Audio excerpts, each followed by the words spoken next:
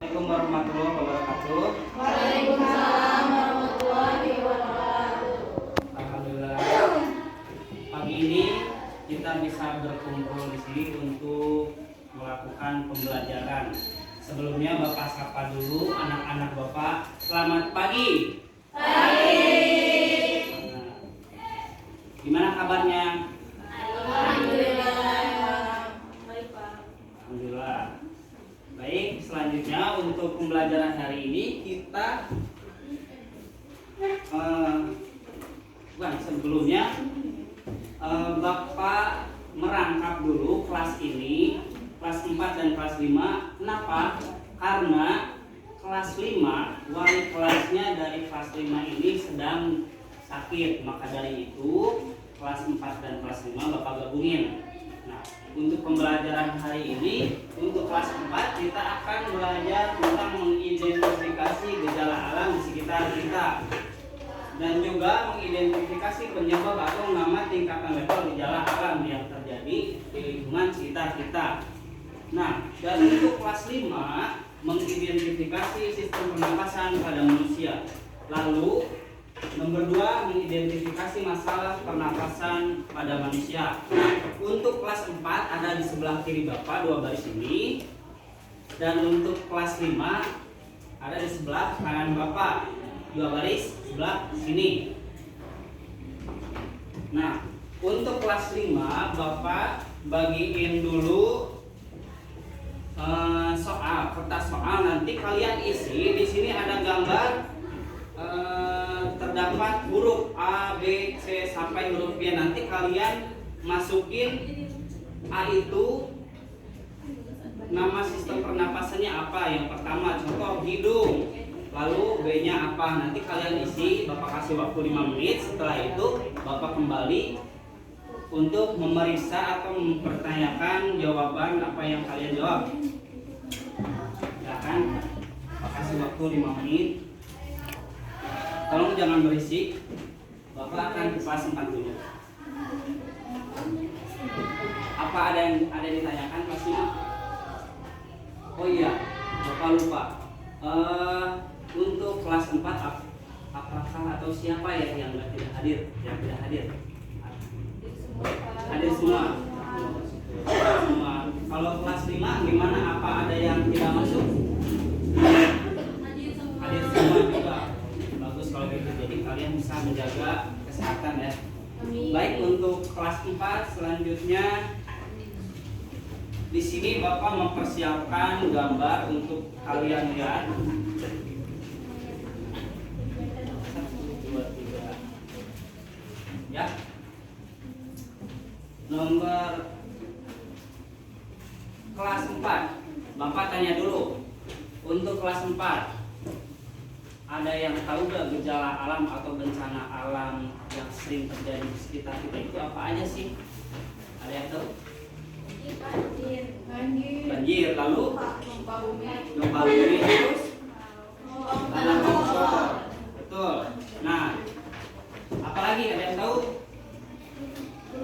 Gunung meletus, betul sekali. Nah, yang akan kita bahas hari ini yaitu tentang gejala alam gunung meletus. Di sini Bapak akan menjelaskan 4 tingkatan level gunung berapi yang sebelum erupsi. Nomor 1 di sini ada tingkatan level normal.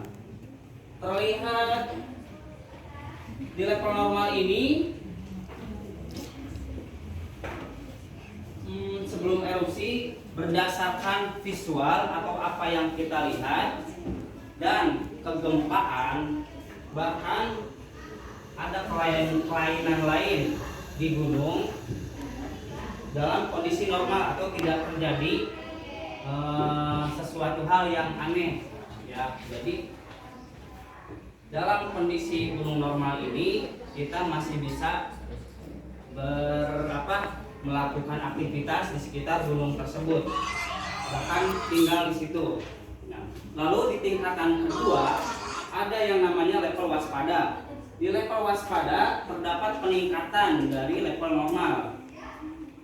Dilihat secara visual, bahkan kegempaan atau vulkanik lain. Nah, di tingkatan waspada ini terjadi perubahan dari normal ke waspada.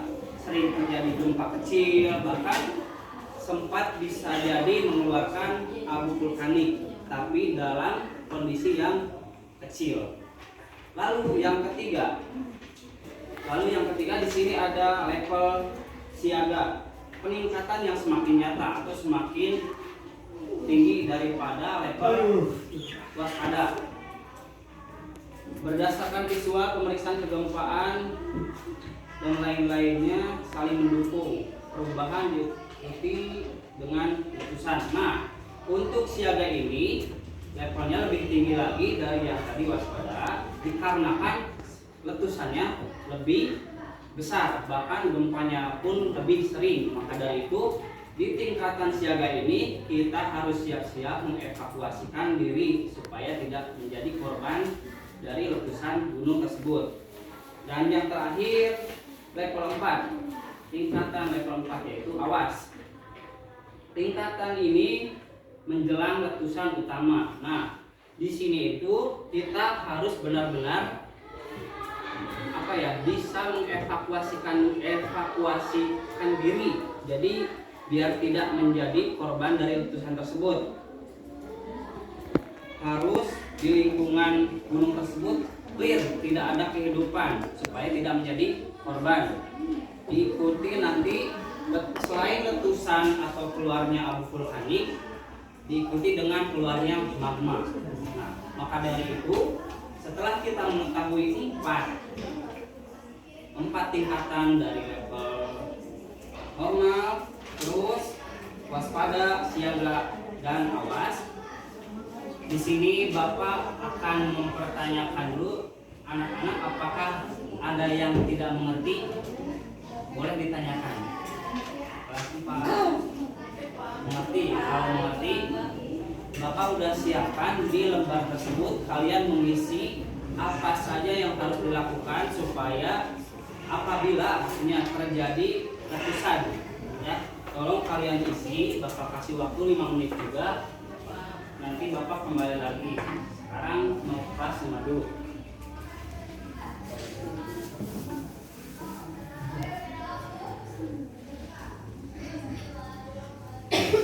Gimana kelas 5? Udah selesai mengerjakan? Udah. Nah, kalau udah, coba. Kalau huruf A pada gambar itu bagian sistem pernapasan apa? Hidung, betul. Ada yang tahu hidung itu di mana? Di sini ya, pastinya ya. Di sini. Lubangnya 2, betul. Anda pasti mah ya. Kalau hidung lubangnya di atas gimana, Pak? Operasi plastik lah. Nah, lalu yang B itu namanya apa? Faring. Ada yang tahu faring itu apa? Organ bagian atas tenggorokan. Organ bagian atas tenggorokan. Ya, bisa jadi organ bagian atas tenggorokan atau bisa disebut juga dia bertugasnya menyalurkan udara yang masuk dari mulut atau hidung ke paru-paru melewati faring. Lalu yang C-nya apa? Laring, betul. Kalau laring itu berfungsi untuk jadi laring itu penghubung antara tenggorokan dan sistem pernapasan, bahkan itu juga penghubung dengan trakea ya, yang penyalur mau ke paru-paru udaranya. Lalu trakea, yang D-nya trakea. Kalau trakea di sini bukan hanya penyalur udara masuk atau keluarnya, maksudnya trakea itu bukan hanya penyalur udara untuk masuk dan keluar. Di sini juga dia termasuk menyaring kotoran yang berada di udara supaya tidak masuk ke dalam paru-paru. Nah, lanjut ke E. Bronkus. Bronkus itu berfungsi sebagai yang memastikan aliran udara masuk dan keluar dari paru-paru. Posisinya di antara kiri dan kanan, itu paru-paru. Lalu untuk F itu namanya paru-paru. Kalau paru-paru berfungsi sebagai menukar oksigen menjadi karbon dioksida. Ya. Jadi pernapasan juga itu penting. Selain kita untuk hidup, juga untuk memberikan tenaga biar kita bisa beraktivitas. Betul. Yang terakhir ada diafragma. Nah, kalau diafragma ini dia adalah otot utama yang digunakan saat bernapas. Contoh kalau kita bernapas, pasti ada tarikan ke atas, itu yang mengangkat itu diafragma. Nah, untuk kelas 5, apakah ada yang ditanyakan tentang sistem pernapasan pada manusia? Apa jelas? Jelas, Pak. Jelas, bagus. Nah, lanjut.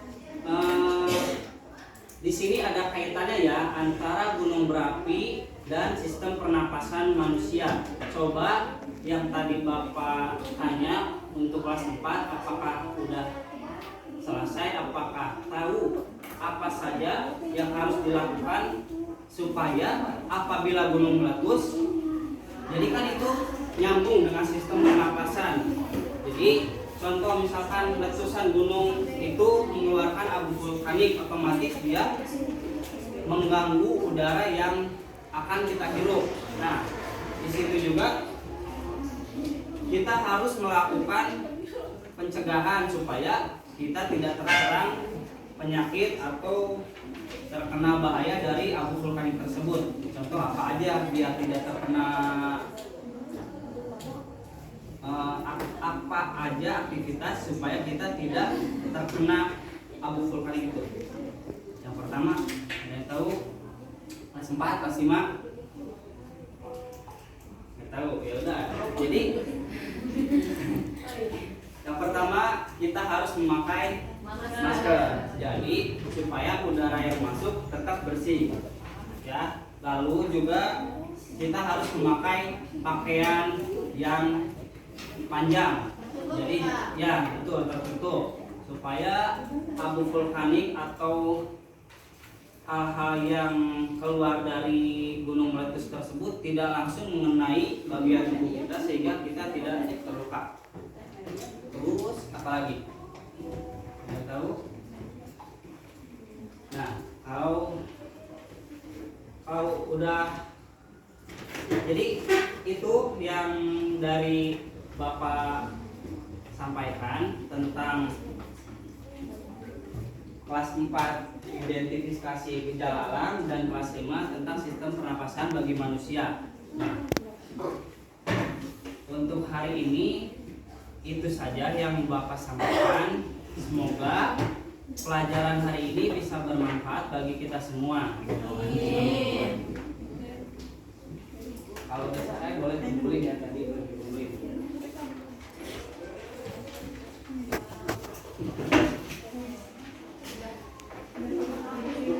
Sebelum pulang, alangkah baiknya kita berdoa dulu supaya kita bisa selamat di perjalanan. Berdoa dipersilakan. Berdoa selesai. Terima kasih anak-anak. Assalamualaikum warahmatullahi wabarakatuh.